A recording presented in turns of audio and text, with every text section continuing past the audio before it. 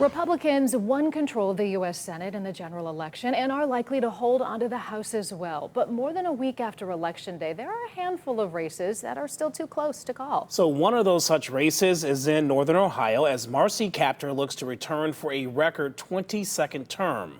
News 5's John Kosick has a closer look tonight at why the final results in that race and all races in Ohio are likely still a week away.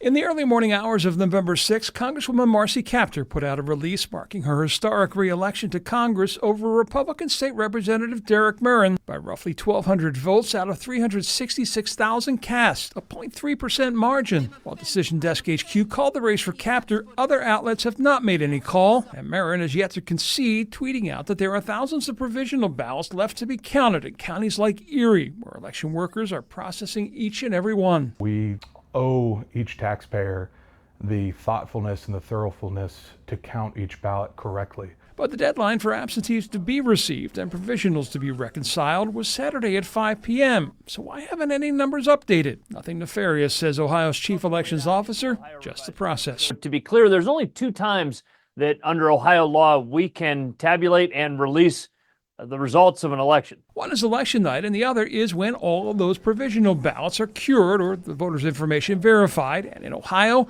there were 220,000 of them. Normally, that's not enough to really change the results of many races, but for example, in a really close race, it could be. Now, if you think 0.3% is a small margin, how about a race where the current difference is 0.02%?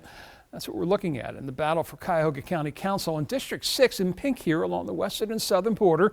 Out of the more than 60,000 votes cast in the battle between Republican Jack Schron and Democrat Robert Schlepper last week, only 17 votes currently separate them. And in that district, there were more than 1,100 provisional ballots cast, many of them being reviewed on this afternoon at the Cuyahoga County Board of Elections by these workers. Each table of 2 you see is comprised of a Republican and Democrat working together to go over each individual ballot to get the final total, which must be then submitted no later than November 20th. If that total is still within 0.5% in a local or district race, it will trigger an automatic recount. And every year in Ohio, a handful of races inevitably end up in a tie. So when anyone says one vote doesn't make a difference, this is proof positive that it does. Elections can come down to very small numbers, and every vote matters. In Cleveland, John Kosick, News 5.